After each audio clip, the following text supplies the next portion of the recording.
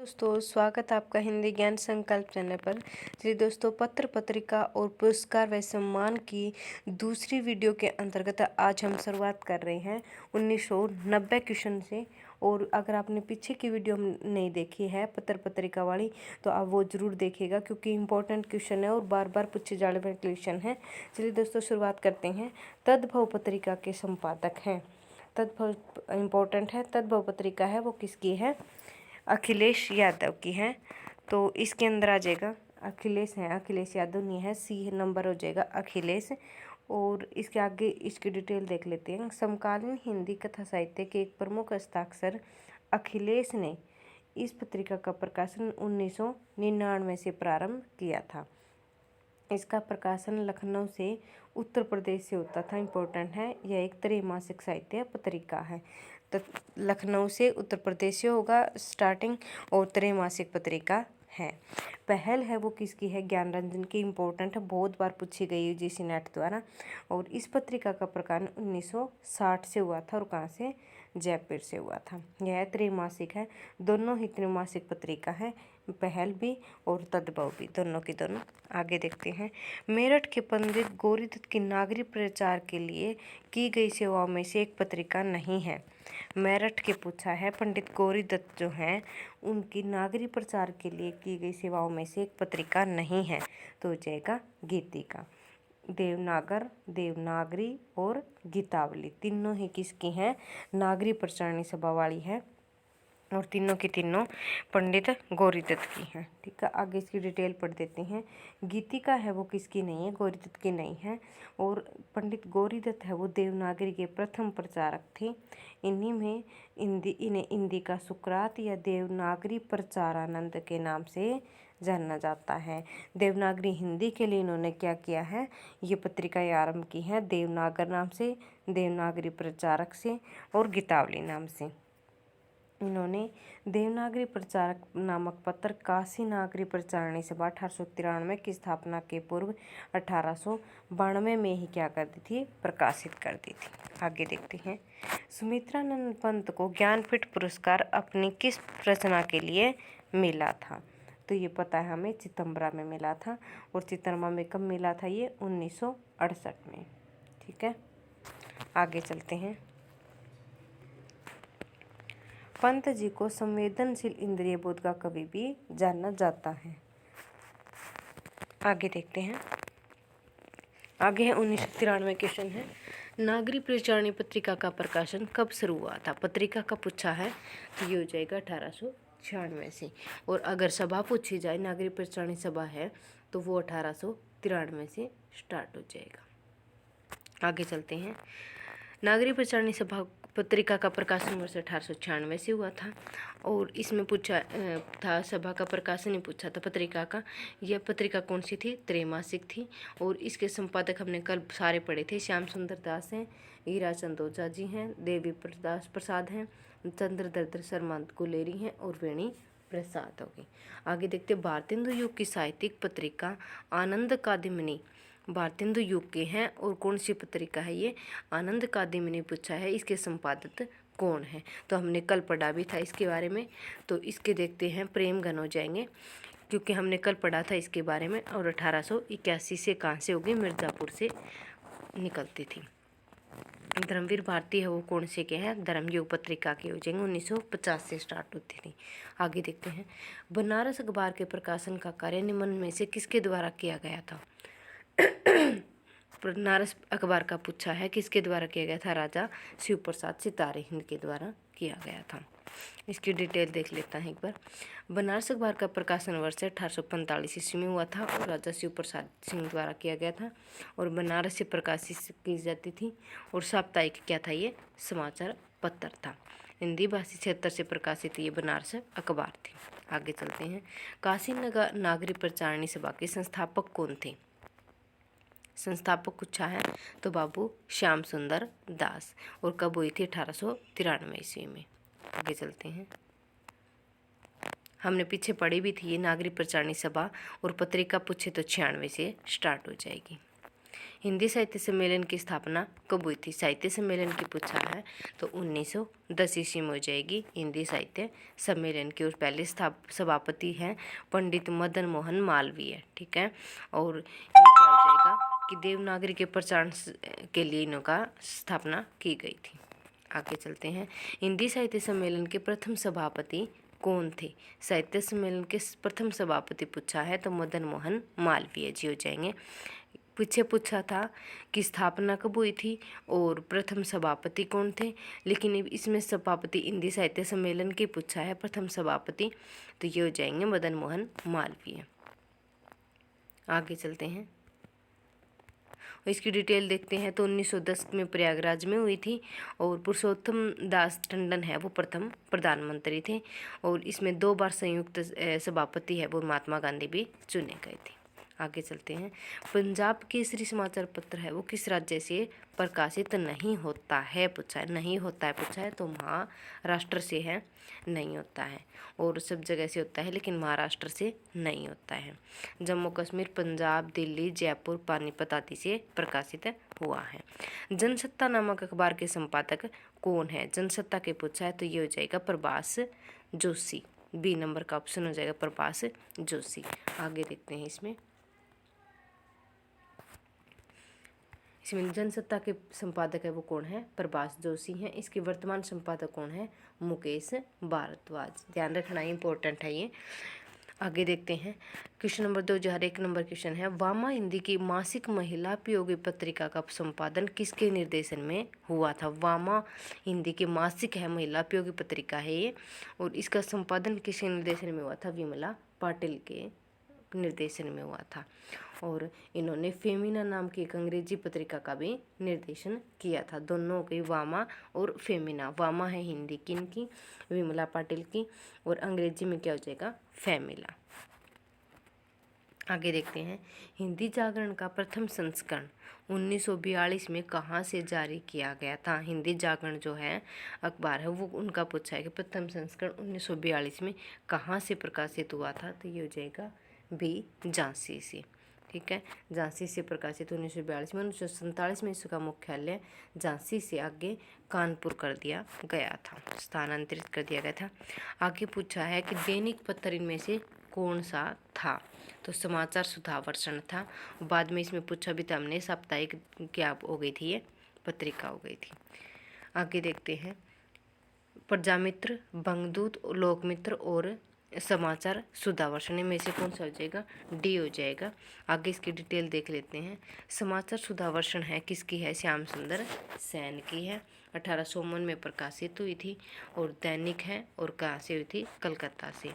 प्रजामित्र है वो 1834 से, और साप्ताहिक और कलकत्ता से प्रकाशित होती थी। बंगदूत है, कल भी हमने पढ़ी थी, राजा राम मोहन राय की, 1829 की, और साप्ताहिक पत्रिका थी और कलकत्ता से प्रकाशित, तीनों ही कलकत्ता से हैं ये। आगे देखते हैं। निम्न में से किससे पत्रिका का संपादन कार्य भारतेंदु हरिश्चंद्र द्वारा नहीं हुआ था? क्या पूछा है कि इनमें से कौन सी पत्रिका ऐसी है जिसका भारतेंदु ने प्रकाशन संपादन कार्य नहीं किया था? तो डी हो जाएगा भारत मित्र, क्योंकि इसके भारत मित्र के प्रथम संपादक है वो कौन हुए थे? हरमुकुंद शास्त्री। 1899 में बालकुमुद गुप्त ने इसका संपादन प्रकाशन हुए थे, और 1904-05 में इसका शिव शंभू का चिट्ठा जो कि नेट के सिलेबस में लगा है हमारे, उसका पत्रिका में भी लिखा हुआ था। आगे देखते हैं। 8 मास बीते जजमान, अब तो करो दक्षिणादान। यह पंक्ति किस संपादक के द्वारा ग्राहकों से चंदे की अपील के रूप में लिखी गई थी? क्या लिखा है कि 8 मास दी, क्योंकि उनको पत्र चलाने के लिए चंदे की ज़रूरत थी और चंदे के लिए उन्होंने ऐसा लिखा था।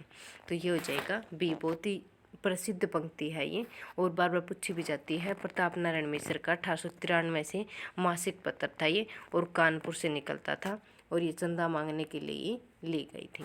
तो प्रसिद्ध उक्ति है, इनकी प्रसिद्ध उक्ति जो है हिंदी हिंदुस्तान। आगे देखते हैं। सत्यशोधक जो है समाज के संस्थापक कौन थे? समाज की पूछा है तो ज्योतिबा फूले। इनकी एक वो भी है गुलामगिरी किताब है जो कि इम्पोर्टेंट है। सत्यशोधक समाज की स्थापना ज्योतिबा फूले द्वारा 1873 के अंदर की गई थी। सत्य की खोज करने वाला ये समाज शूद्र अस्पृश्य जाति के लोगों को जागृत करने तथा अस्पृश्यता उन्मूलन को उद्देश्य बनाकर स्थापित किया गया था। देखो साथ में पत्र के और उसके राइटर के साथ में उनकी रचनाओं को और उनके क्या कारण था उनको लेने का, ये भी दिखाया गया इन क्वेश्चन के अंतर्गत। इम्पोर्टेंट क्वेश्चन है। आगे देखते हैं इसमें, हिंदी के प्रचार प्रसार में योगदान के लिए 1947 में कौन सी संस्था गठित हुई थी। हिंदी के प्रचार प्रसार के लिए पूछा है तो इन्होंने क्या मानना है कि हिंदी के प्रचार प्रसार के लिए चारों ही इम्पोर्टेंट है, ठीक है, लेकिन इन्होंने इम्पोर्टेंट क्वेश्चन के लिए ये नहीं दिया कि कौन सा मानना है। तो इन्होंने चारों ही, क्योंकि ये हिंदी की ही क्या है, सारी हिंदी के प्रचार प्रसार के लिए ही अपनाई गई थी। नागरी प्रचार से का देवनागरी के लिए, बिहार राष्ट्रभाषा प्रसिद्ध पटना हिंदी साहित्य सम्मेलन प्रयाग से, और राष्ट्रभाषा प्रचार समिति है वर्धा से।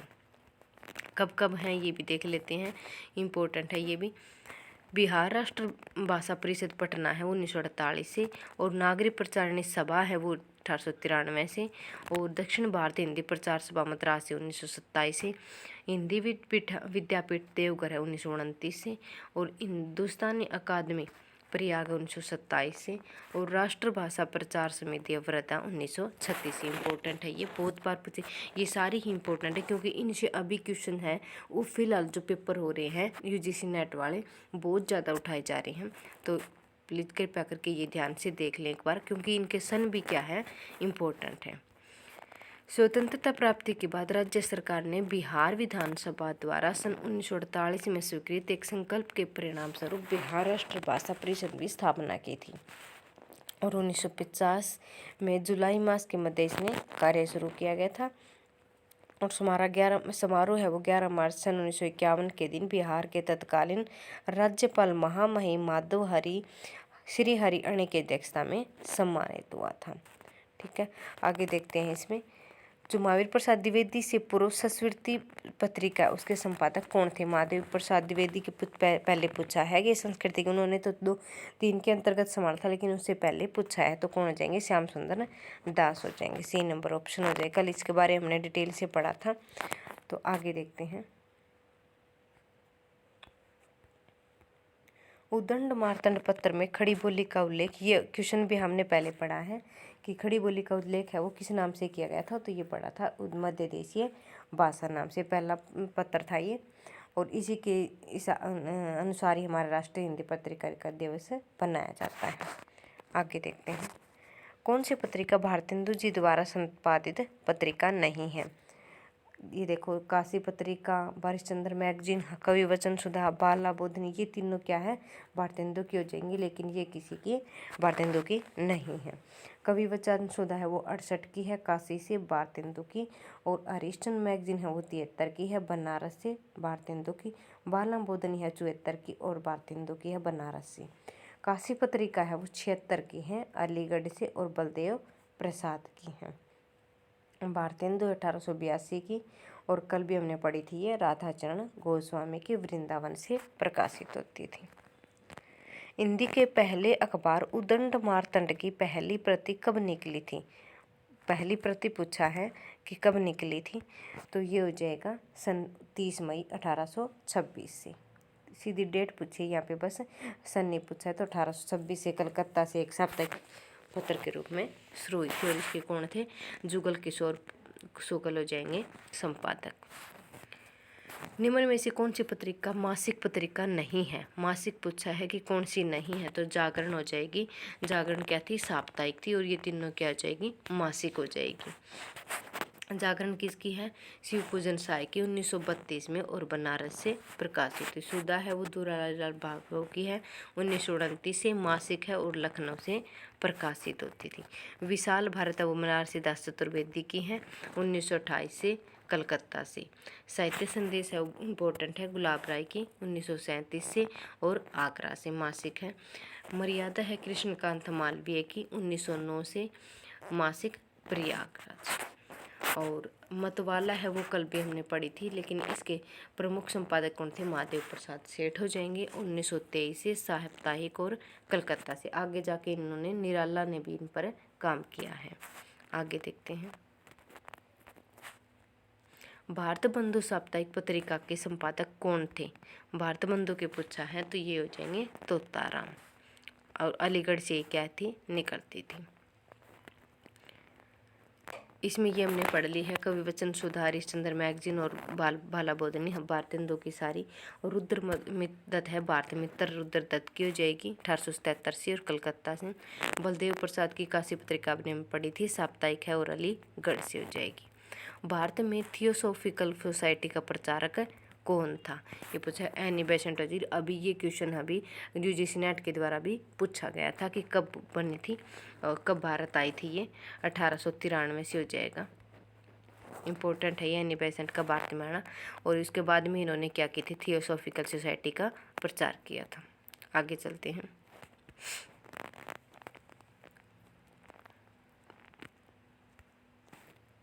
भारत में इस आंदोलन का प्रचार प्रसार एनी बेसेंट द्वारा किया गया था। थियोसॉफिकल सोसाइटी की स्थापना मैडम ब्लास्की द्वारा स्टार्टिंग में और कर्नल अलार्ट द्वारा 1875 में न्यूयॉर्क में की गई थी। भारत में इसकी शाखा मद्रास प्रेसिडेंटी की स्थापित हुई थी। उसका मुख्यालय कहाँ पर? अड्यार में था। निम्नलिखित में से किस रचनाकार को ज्ञानपीठ पुरस्कार नहीं मिला है? ज्ञानपीठ पुरस्कार कहा है तो मैथिली शरण गुप्त को नहीं मिला है। ये हो जाएगा मैथिली शरण गुप्त का। और अगे को और कृष्णा सोबती, अमृता पित्तम को ज्ञानपीठ पुरस्कार मिला है, क्योंकि इनको आगे जाके जब 4 कवियों को मिल गया तो फिर उसके बाद में कृष्णा सोबती इनको संपूर्ण साहित्य पे मिला था। इसमें देख लेते हैं एक बार। भारत भारती 1912 को राष्ट्र कवि सम्मानित हुआ था और साकेत पे मांगला प्रसाद वार्षिक पारितोषिक सम्मान मिला है। आगे को कितनी नाव में कितनी बार पर मिला है। और अमृता प्रीतम को 1982 में ज्ञानपीठ पुरस्कार मिला है। कृष्णा सोबती को भी आगे जाके मिला है सन 2000 के बाद में। और आगे देखते हैं इसमें फिर दोस्तों।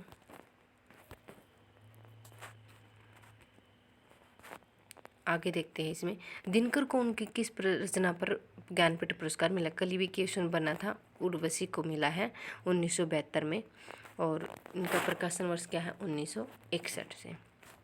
आगे चलते हैं।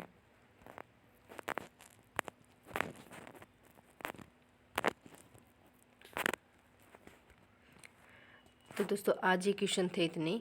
आगे की वीडियो में हम आगे पत्रिका के जितने भी क्वेश्चन हैं वो लेके आएंगे। थैंक यू दोस्तों। अगर आपको वीडियो पसंद आई तो चैनल को लाइक करें, शेयर करें और सब्सक्राइब जरूर करें। Thank you.